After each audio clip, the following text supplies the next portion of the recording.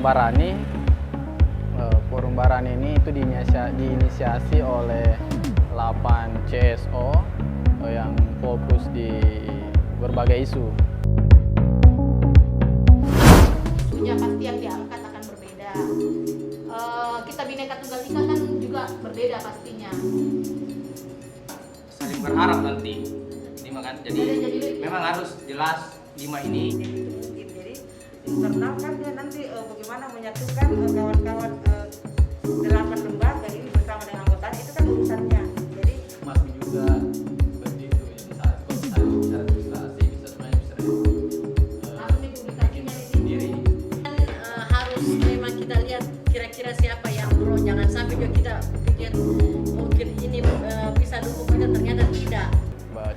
Isu keberagaman, inklusi, menyeluruh lah persoalan masyarakat terkait isunya.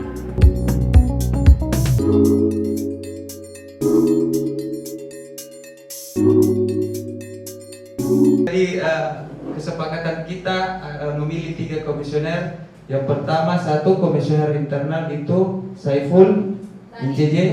Yang kedua komisioner eksternal itu Hairul. Yang ketiga untuk Humas Terry.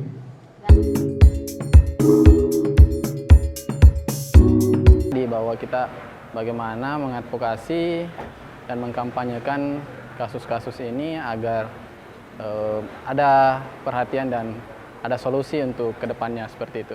Kita keluarkan saja ke forum apa masukan yang akan kita lakukan mungkin untuk 1 bulan ke depan.